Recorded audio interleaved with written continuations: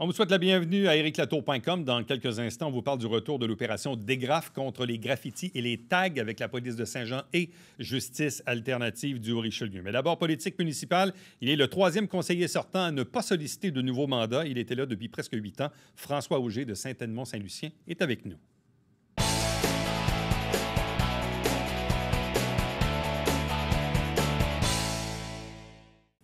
Depuis le mois de janvier dernier, ici même à l'émission, on a reçu plusieurs candidats, candidates des deux équipes et même quelques indépendants en prévision de l'élection de novembre prochain. Par contre, on a aussi reçu Yvan Berthelot qui a annoncé son départ de la vie politique, tout récemment Christiane Marcoux et aujourd'hui, c'est au tour de François Auger. Il est avec nous. Bonjour et bienvenue. Bonjour, Eric. 2 mandats seulement? 2 mandats. Pourquoi? Mettons que le dernier mandat a été très souffrant. Il vous a achevé? Il m'a achevé. Complètement? Ah oui, complètement. Pourquoi? Je pense que c'est une atmosphère toxique qui fait que je ne peux pas supporter. J'en peux plus, moi. Là. J'ai juste hâte que ça finisse. Ça a été 4 ans d'enfer. Donc, puis je trouve en plus qu'on n'a rien fait. On n'a rien fait en 4 ans. Là.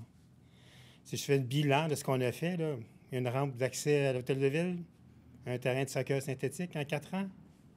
Ouais. Le premier mandat avait tellement été actif, etc. J'étais sur 12 comités, on était partout, il y avait toujours quelque chose à faire. Là, ça a été l'enfer. Et se représenter en se disant, ouais, mais d'un coup que ça change, puis que ça s'améliore. Ouais, mais d'un coup que ça change pas. C'est ça la crainte, hein? Non, moi, à l'âge que je suis rendu, de toute façon, là, je pense que j'ai autre chose à faire que de végéter à l'hôtel de ville. Bon. On comprend que le mandat était pénible. Avez-vous même pensé démissionner en cours de mandat? J'ai pensé démissionner, mais je pense que moi, je m'étais commis à mes citoyens de garder, puis je vais rester jusqu'à la fin, c'est sûr. Puis je vais défendre leur intérêt, puis je vais continuer à travailler pour la ville, ça c'est certain.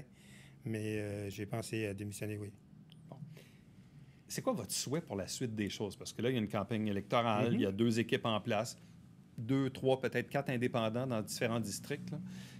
Vous voyez un peu la partie se dessiner à l'horizon avec l'équipe Laplante, l'équipe Bouchard et tout ça. Quel est votre regard sur la campagne à venir et les enjeux de cette campagne-là? Bien, je trouve que c'est déjà parti. J'allais dire une campagne qui va être sale beaucoup, je crois. Je trouve qu'on s'attaque beaucoup aux personnes plutôt que de s'attaquer aux politiques et à ce qu'on veut faire. Je trouve que Mme Bouchard est patiente, Elle s'en va en avant, elle a son programme, elle a ses vues et elle va voir ailleurs, elle voit ce qui se passe ailleurs aussi. Je trouve ça intéressant. Mais je pense que la ville mérite mieux que ce qu'on a là présentement. Bon, dans votre propre district que vous représentez depuis bientôt 8 ans, donc Saint-Edmond-Saint-Lucien, qu'est-ce qu'on a réussi à faire durant ces 8 années? Bien, moi, j'espère qu'à l'aéroport, on va avoir déjà quelque chose qui va s'en venir. Donc, on attend là, probablement au mois de juin, on va avoir des nouvelles de Transport Canada. Donc, on attend là, ce qu'on a négocié avec les cadets, etc. Je pense que ça, c'est un très gros effort. C'était quelque chose qui a été pénible, mais on est arrivé à un consensus. Donc, j'espère que Transport Canada va nous l'accorder. On va voir ce que ça va donner. Ça, c'est clair. C'est sûr qu'il y a des choses qu'on a fait qu'on ne voit pas. Hein? On a fait un collecteur pluvial qui va desservir Saint-Lucien. Donc, on est rendu maintenant jusqu'à Caldwell. Donc, la partie qu'on va faire maintenant, c'est Caldwell jusqu'à Saint-Jacques. Et après ça, il va rester Saint-Jacques, toute la rue de... j'ai oublié le nom, Caroline. En partant de la Fontaine? Oui, sur la rue de la Fontaine. Toute la rue de la Fontaine va être faite, donc il va y avoir un collecteur. Ce qui va déterminer aussi une séquence pour tout changer, les collecteurs pluviaux, parce que c'est des combinés qu'on a de ce côté-là. Donc, pour les changer, ça va changer, ça va faire toute la cédule. Quelle rue on fait en premier? Est-ce qu'il y a encore des citoyens dans Saint-Lucien qui ont parfois des refoulements dans leur sous-sol? Oui. C'est encore là aujourd'hui? C'est encore là aujourd'hui. Là, on a refait 2 rues. On a fait la partie basse, ce que j'appelle la partie basse, en bas de la Fontaine. On a fait Frontenac et on a fait Vaudreuil. Okay. Mais toutes les autres sont à faire. Et on draine d'industriel. Toute l'eau d'industriel descend jusqu'à Séminaire. C'est énorme, l'eau qui descend là. On parle de combien de citoyens ou combien de maisons dans Saint-Lucien là, qui potentiellement sont encore pris un peu là-dedans? Je dirais qu'il y a une quinzaine de maisons qui en ont. Oui, il y en a qui en ont régulièrement. Là. Et pour régler ça de façon définitive, pour eux, Il faut finir les travaux. Il faut finir ces travaux-là. Il y a d'autres choses aussi qu'on doit faire sur Séminaire, ça, c'est clair. L'intersection Séminaire et Vanier, il y a vraiment un collecteur à faire là. C'est un gros projet, là. C'est plus de 10 millions de dollars, là. C'est quelque chose qui va venir plus tard, là. C'est ça certain. Mais... Bon, ça me fait penser parce que cette fameuse intersection Séminaire-Vanier qui avait été faite, je pense, à la fin du terme du maire Ronald Beauregard. On remonte loin, là, mais on est au début des années 80, avec une espèce de spaghetti là, qu'on n'a jamais trop compris pourquoi. Ouais. Bon, ça marche, mais qu'est-ce que vous souhaitez pour cette intersection-là? Est-ce qu'on devrait même revoir le design du spaghetti qu'on a fait? Oui, on devrait revoir le design.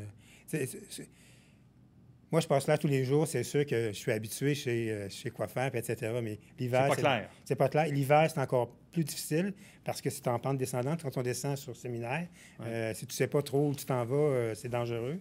Mais j'ai pris un taxi il y a peut-être 6 mois qui me ramenait chez moi. Puis lui, c'est la première fois qu'il passait là. J'ai dit non, arrête! Et je pensais qu'on se faisait rentrer dedans. Là.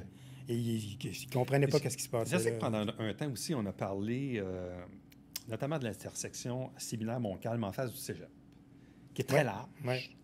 Très large aussi pour l'entrée du cégep. Même le cégep, des fois, c'était pas trop clair. Là, c'est mieux. Puis les piétons. Là, je comprends qu'il n'y a pas eu beaucoup d'élèves physiquement dans la dernière année, mais ça va revenir.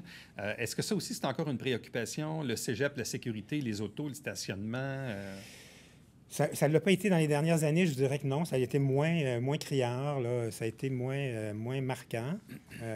J'ai pas eu de plainte là, de citoyens au niveau du stationnement, ou très peu, comparativement aux années antérieures. C'est sûr que le cégep fait beaucoup de promotions dès le début de l'année, au début de l'année. Qu'est-ce qui est interdit? On a fait du marquage partout, donc c'est peut-être plus facile aussi pour les étudiants. Mais non, je pense que c'est certain que les plaintes qu'on a, c'est plus les véhicules automobiles qui font ce stop-là parce que les étudiants de bac de l'autobus, puis généralement, ils ne regardent rien puis ils traversent. Là. Ils sont avec leur téléphone et sans regarder. Là, mais non, autrement, je n'ai pas eu de plainte. Là, les travaux qu'on fait en ce moment sur Séminaire, Saint-Jacques, jusqu'à presque l'école Beaulieu, en fait. Là. On va plus loin que ça. On va jusqu'à Chaussée. C'est quoi les travaux qu'on fait en ce moment? C'est juste du resurfaçage. Là. Il était vraiment magané. J'avais demandé est-ce qu'on patche, mais là, on a décidé de faire du resurfaçage. Bon. Revenons à l'aéroport, parce que c'est vraiment le dossier majeur des 30 dernières années, si ce n'est pas plus. L'été qui vient, là, qui va commencer dans quelques semaines, est-ce qu'il va ressembler aux étés précédents ou pas en termes de bruit? Ça va ressembler à l'été passé parce qu'il n'y aura pas de cadets. Alors, ce qu'ils vont faire, c'est ils ont dit qu'ils feraient à peu près 25 % mais c'est surtout pour leurs pilotes. Donc, c'est pas pour les cadets. Donc, ça va ressembler à l'été passé. Ça va être plus tranquille, beaucoup à plus cause de la tranquille. pandémie. À cause de la pandémie. Mais s'il n'y avait pas de pandémie... S'il n'y avait pas de pandémie, ce qu'on a fait, c'est qu'on a mis des restrictions. Donc, les cadets, eux, par exemple, il n'y en a pas les fins de semaine. Il y a un paquet de restrictions qu'on leur a mis. Le soir, la même chose. On les a permis comme un soir au lieu de... Puis pas de récupération. On a dit, si vous n'êtes pas capable de faire vos heures, tant pis. Il faut qu'ils adaptent leur programme en fonction. Un nombre limité aussi de cadets. On ne veut pas qu'il y ait 100 cadets parce que ça fait qu'il y ait plus de monde. Donc, ça fait partie du deal qu'on a fait avec, qu'on essaie de passer avec Transport Canada, parce que si on met les restrictions aux cadets, il faut les mettre à tout le monde. Ça veut dire que les posés décollés, c'est les mêmes restrictions. Je comprends. Mais d'ailleurs, je reviens sur la sphère politique, mais dans le dossier de l'aéroport, est-ce que je me trompe ou autant le groupe majoritaire que l'équipe du maire Laplante étaient pas mal sur la même longueur d'onde dans les enjeux ou ce qu'on devait faire, ou est-ce qu'il y avait des différences de vue dans l'avenir de l'aéroport? Dans l'avenir de l'aéroport, je pense que ça a évolué. Si je me rapporte tout de suite après l'élection, l'équipe à la Plante voulait fermer 2 pistes d'attitude pour s'en aller juste une piste. C'était la 6. Ce qui est plus ça aujourd'hui. Qui est plus ça aujourd'hui. Donc, ça a évolué dans le temps. Je pense qu'on est pas mal sur la même longueur d'onde, à savoir qu'on veut garder l'aéroport. Ce qu'on n'a pas déterminé, et ce qui n'est pas déterminé ni d'un côté ni de l'autre, c'est qu'est-ce qu'on fait avec. Donc, est-ce que je dois rallonger une piste? Est-ce que je dois fermer une piste? Est-ce que je prends du terrain pour faire du industriel? Est-ce que... Il y avait la grosse question des montgolfières. C'est toujours pas réglé. Donc, les montgolfières, si je les fais plus là, qu'est-ce que je fais avec? Donc, tout ça n'est pas réglé encore. Là. C'est important. Là, Parlant des montgolfières, vous avez été quand même vice-président du festival un certain temps. Là, évidemment, le festival de l'année passée, on oublie ça. Cette année, on ne sait pas trop. Bon, il y a différents scénarios sur la table, on verra. Pour vous, c'est quoi l'avenir du festival? Parce que c'est un peu aussi en lien avec l'aéroport. Oui, oui. Moi, je pense qu'il y a moyen de continuer à le faire à l'aéroport. Si on avait investi il y a longtemps de façon permanente, par exemple, pour avoir un site qui soit mieux adapté, etc., je pense que ça aurait été beaucoup plus viable, qu'on aurait pu cohabiter avec aussi l'aéroport, l'aviation en tant que telle, ce qu'on n'a pas fait. Là. Je pense qu'il faut réaménager, repenser la façon dont on le fait là, sur le site de l'aéroport, mais je pense que ça doit être là. Si on n'a comme pas d'autres vraiment sites pour pouvoir faire un grand déploiement comme ça. Là. Bon, il faut que je vous pose une dernière question, parce que celui qui a présidé le comité Vigilance Aéroport, Raymond Boucher, qui est un citoyen de Saint-Edmond-Saint-Lucien, il est aujourd'hui le candidat de l'équipe Alain Laplante, équipe avec laquelle vous n'avez pas beaucoup d'atomes crochus. C'était quoi votre réaction quand vous avez appris que Raymond Boucher était candidat d'Alain Laplante? Pour être poli, je dirais que j'ai très mal pris ça. Pourquoi? Parce qu'on a travaillé sur ce dossier-là pendant 4 ans. Moi, je lui parlais de façon très, très directe. Je lui disais mes états d'âme aussi. Donc, je me suis senti un petit peu trahi, là. J'ai eu de la misère à accepter. Qu'est-ce que vous décodez de sa décision d'y aller avec je pense qu'il voulait continuer ce dossier-là, puis c'est correct aussi. Là. Ça, cet aspect-là, je trouve ça correct. J'aurais aimé ça qu'il m'en parle peut-être avant là, de prendre sa décision, mais il ne l'a pas fait. Je pense que c'est plus ça qui m'a frustré qu'autre chose. Là, mais... Est-ce que j'en déduis que vous appuyez Sébastien Godette de l'équipe Bouchard dans votre quartier? Vous en déduisez la bonne chose, monsieur. Okay, c'est ce que j'avais compris. Mais François Auger, merci beaucoup. Vous allez faire quoi maintenant, la retraite? Vous n'avez pas encore la retraite, vous travaillez encore pour Rheinmetall? L'année prochaine, probablement. Là, j'attends de voir comment ça va se passer avec mon fonds de pension. Okay. Hein? Tout le monde regarde la bourse, donc c'est un peu ça. Et puis, moi, je vais continuer à faire du bénévolat, ça, c'est certain. Je vais peut-être prendre un petit break, là. J'ai beaucoup apprécié, j'ai beaucoup aimé mon temps au musée. Je vais probablement continuer à faire bénévole là. Ça me plaît. L'aspect, la même chose. Si on me trouve un spot, comme on dit. François Auger, merci beaucoup. Ça fait plaisir. Restez avec nous. Au retour, on vous parle de l'opération Dégraffe.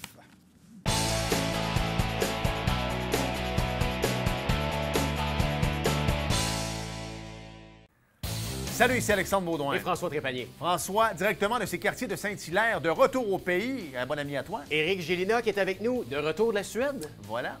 Ne manquez pas ça. Plein de belles choses à raconter. Ah oui.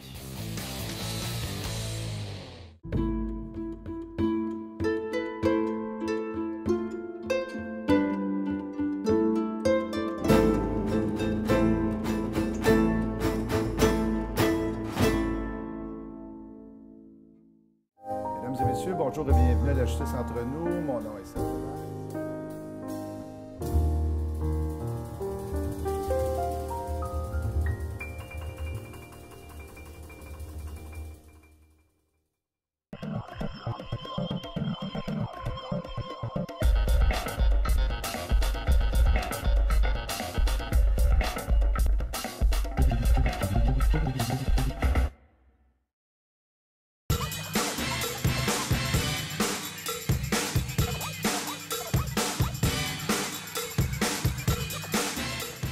Dimanche, 9h30, Télé Bingo, on vous attend.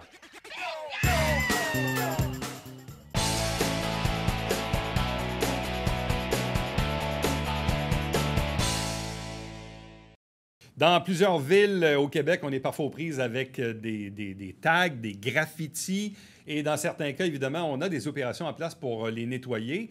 Et il y a aussi, au travers de ça, parfois la fameuse justice alternative qui sert aussi de réparation dans certains cas. Bref, ici même à Saint-Jean-sur-Richelieu, ça existe et on en reparle à nouveau cette année. 2 invités pour en parler. D'abord en studio, Sonia Desmarais, qui est la directrice générale de justice alternative du Haut-Richelieu. Bonjour. Bonjour. Accompagnée à distance du sergent Jérémy Lévesque de la police de Saint-Jean-sur-Richelieu. Bonjour et bienvenue. Bonjour. Bon, tout d'abord, l'opération Dégraffe, ça rappelle peut-être quelque chose aux gens. Ça existe quand même depuis quelques années. Qu'est-ce que c'est au juste? Dans le fond, l'opération Dégraffe existe depuis 2005. C'est vraiment parti d'un projet Nous, Justice Alternative. On travaille avec les jeunes qui ont commis des infractions au niveau criminel, puis au niveau du Code de procédure pénale. Donc, les fameux contraventions, finalement, un jeune peut décider de transformer sa contravention en heure de travaux compensatoires. Donc, nos adolescents sont déjà impliqués dans différents organismes à travers la région pour réparer leurs gestes envers la communauté. En 2005, on s'est rendu compte qu'il y avait une problématique dans le Vieux-Saint-Jean de graffitis illégaux. Donc, à l'époque, le directeur a approché rue principale et a approché la Maison des jeunes Le Dôme pour voir est-ce qu'on pourrait pas trouver une façon d'impliquer les adolescents en embellissant finalement notre ville, en nettoyant les graffitis. Donc, rue principale a sollicité certains commerçants et l'opération des graphes a débuté. Donc, cet été-là, il y a une quinzaine de graffitis qui ont été retirés de propriété privée. Puis, par la suite, le projet, dans le fond, est revenu année en année et c'est sûr qu'au fil du temps, le projet est venu, finalement, a été bonifié à travers différentes ententes. Bon. Quel est le rôle de la police de Saint-Jean-sur-Richelieu à l'intérieur de l'opération des graphes, Jérémy Lévesque?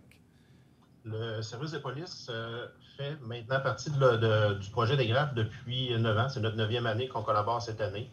Le service de police, on amène un soutien financier avec la ville de Saint-Jean-sur-Richelieu, bien sûr, à l'organisme Justice Alternative. Et aussi, on est des bons intervenants, les yeux du projet un petit peu là, pour déterminer l'emplacement des graffitis. Nos patrouilleurs sur la route, jour, soir, nuit, voient l'apparition de nouveaux graffitis ou tags. Et à ce moment-là, on en fait mention à l'organisme Justice Alternative. Et on a tout un lien aussi de collaboration là, pour déterminer d'un certain plan d'action pour l'enlèvement des graffitis. Et depuis 3 ans, même une année, en 2014, si je ne me trompe pas, là, on a participé au lancement du projet avec des opérations conjointes d'enlèvement des graffitis.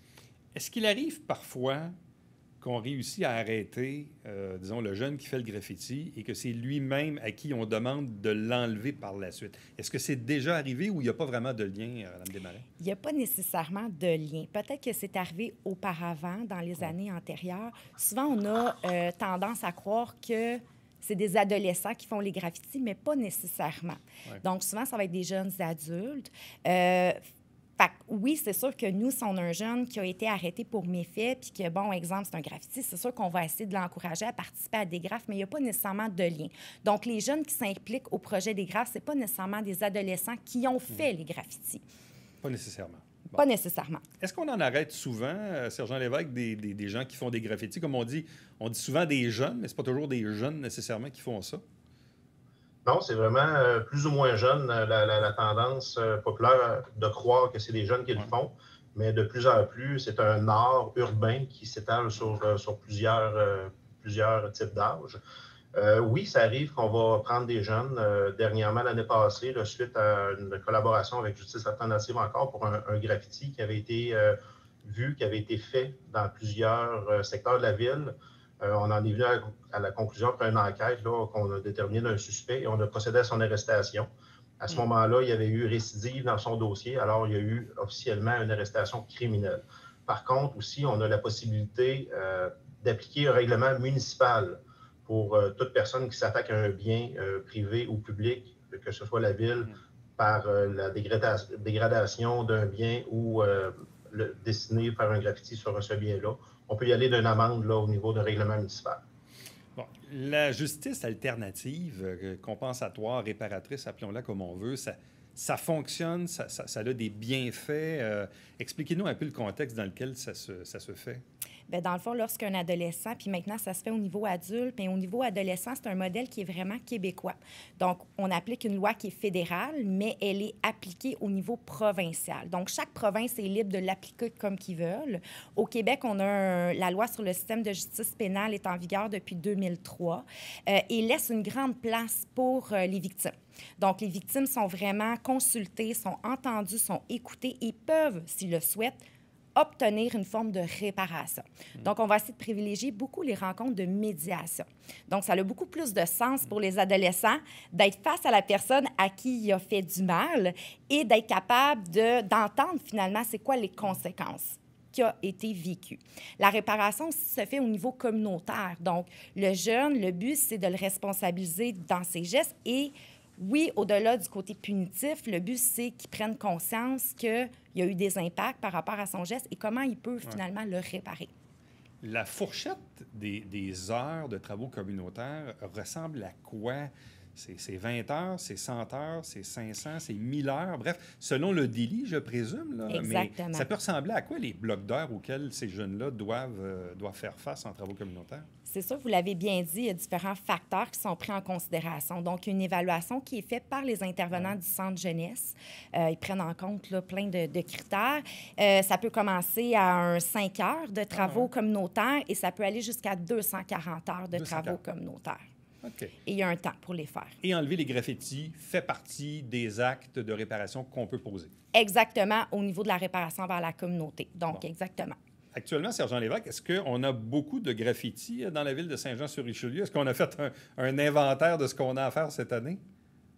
Oui, on a un bon recensement qui a été fait dans les dernières années. On a même mis à contribution au service de police une analyse criminelle qui fait partie de la division des enquêtes qui nous fait une belle cartographie au niveau des graffitis. Comme je vous le disais tantôt, là, ça nous permet un petit peu de relier là, les signatures, les tags des graffitis de même nature qu'on peut associer peut-être à un même tagueur ou graffiteur. Là. Et au service de police, on recense bon an, mal an, là, environ, là, je dirais, entre 100 et 200 graffitis là, qu'on envoie à Justice Alternative. L'année passée, il y a 175 graffitis qui ont été, nouveaux graffitis qui ont été recensés. Et de ces 175-là, il y en a 120 qui ont été enlevés là, par les équipes de Justice Alternative. Honnêtement, je ne pensais pas qu'il y en avait tant que ça. Moi, je pensais qu'il y en avait une quinzaine ou une vingtaine. Je ne pensais pas qu'il y en avait autant de recensés. Puis c'est un peu technique, mais est-ce que c'est long à enlever? C'est quoi? On arrive avec une machine à pression, puis un peu de produit, puis ça finit par partir? Bien, ça dépend vraiment des surfaces. Dans le fond, nous, on a le privilège, bon, on a l'entente avec la ville, donc on fait autant des bâtiments qui sont publics que privés. Donc, on doit avoir l'accord, bien sûr, des propriétaires. Par la suite, ça dépend vraiment des surfaces. Donc, il y a des surfaces, exemple, peinturées. Ça va être beaucoup plus facile de repeinturer la surface. Par contre, tout ce qui est briques, béton, asphalte, ça, c'est très facile. Donc, à ce moment-là, on applique des produits avec une bouteille en spray au pinceau. On laisse agir quelques minutes. Par la suite, on prend des brosses, on frotte et par la suite, on rince avec la machine à pression. Et on a également un produit que j'appelle magique, petite lingette déjà imbibée là, de produits. Et ça, c'est tout pour nettoyer les surfaces vitrées, plexiglas. Donc, simplement, là, passer le petit linge, puis par la suite, on rince tout part. Je pensais que c'était l'effaceur magique de M. Net. Presque. Mais bon, c'est ça. Presque, ça fonctionne très bien. Fait qu'il y a des endroits que ça va être fait en 10-15 minutes, mais il y a des endroits ça va être beaucoup plus long et qui va faire... Plus que le graffiti est retiré rapidement, plus que c'est facile. Je veux dire, dans le fond, plus qu'il est fait... Ouais, c'est ça, le graffiti est fait rapidement. Par la suite, on l'enlève, ça va être beaucoup plus facile. C'est ça, si le graffiti est là pendant un certain nombre de temps, c'est plus difficile. Sergent Lévesque, comment on fait pour signaler un graffiti? Je pense que sur le site de la Ville, il y a comme un lien où on peut remplir un formulaire. Oui, on a voulu simplifier la chose cette année. Donc, on invite les citoyens, autant les employés villes que les policiers, à signaler tout graffiti dont vous voyez. Dites-vous peut-être pas d'avance que ce graffiti-là a déjà été signalé. Faites-le quand même. On va faire l'inventaire de notre côté. Vous rentrez sur le site de la Ville au www.sjsr.ca/graffiti au pluriel. Et à ce moment-là, vous tombez sur la page Ville là, de l'opération graffiti et vous avez signalé un graffiti tout simplement. Vous avez un petit tableau à remplir qui donne quelques informations sur la localisation du graffiti et vous avez par la suite là, la possibilité de transmettre directement l'information. Est-ce que j'ai compris que là, bon, on a déjà commencé à les enlever depuis lundi dernier, mais est-ce que je comprends que dans le secteur d'Iberville, 9e Avenue, est-ce qu'il y en a plus qu'ailleurs ou c'est parce que c'est par là qu'on a commencé? Dans le fond, on essaie de trouver un endroit là, ciblé qu'il y en avait plusieurs parce que, bon, l'opération, on a fait le lancement, on était plusieurs personnes. Puis là, en raison du COVID, on voulait vraiment respecter la distanciation. Donc, on a ciblé cet endroit-là. Mais non, les graffitis, on les retrouve autant au centre-ville qu'à Iberville, Saint-Luc. Donc, c'est vraiment l'endroit là, qu'on a ciblé. Parce que quand on regarde l'année passée, je regarde vos chiffres, donc il y a 21 jeunes contrevenants qui ont donné pour 360 heures de travaux communautaires à enlever les fameux graffitis. Ça, c'est l'année passée. On peut s'attendre à peu près à la même chose cette année dans ces eaux-là? Oui, exactement. Là, c'est sûr, la petite différence cette année, c'est qu'on a décidé de commencer le projet du 1er mai et on a décidé de le prolonger jusqu'au 15 octobre. Oh là là! Les années auparavant, souvent, on attendait à la fin de l'année scolaire, donc fin juin, jusqu'à la fin août. Donc, on a décidé de prolonger finalement la saison d'enlèvement de graffiti. Donc, mais il y a des années qu'on a enlevé plus de graffiti. Donc, ça dépend vraiment des endroits. Il y a des endroits qu'on ne peut pas aller, là. Ouais. Donc, on y va vraiment avec la demande. Sergent Lévesque, on disait tantôt que oui, c'est une forme d'art urbain, mais malheureusement, c'est pas fait aux bons endroits. Je sais que dans certaines villes, puis là, j'essaie de fouiller dans ma mémoire, mais est-ce qu'il n'y a pas des zones qui sont dédiées ou qui ont déjà été dédiées par la ville pour dire, bon, regardez ici, là, vous pouvez faire des graffitis en toute légalité? On a certains murs légaux à Saint-Jean, mais je ne veux pas voler notre possibilité de revenir vous visiter à l'émission dans un court laps de temps. Pour l'implantation, oui, à Saint-Jean-sur-Richelieu, de la possibilité d'avoir des murs légaux. On regarde même la possibilité d'avoir des murs légaux là, amovibles qu'on pourrait installer à certains endroits pour toucher jeunes et moins jeunes de différents secteurs. En terminant, quand on dit aux jeunes contrevenants, bon, voici, parmi tes heures, là, tu vas aller enlever des graffitis, c'est quoi la première réaction? Bien, ils aiment ça. Oui. C'est ça le pire, c'est parce que c'est très concret, c'est très physique. Ouais. Donc, les jeunes, on a même des adolescents qu'on va rencontrer qui vont préférer attendre cet été pour faire des graphes. Bon, mais tant mieux. Donc, puis dans les années auparavant, on a même eu des jeunes de d'autres projets qui ont participé au-delà des heures de travaux. À vous deux, merci infiniment, puis bravo, bonne continuation. Merci beaucoup. Merci. Merci beaucoup. Restez avec nous. Au retour, le mot de la fin.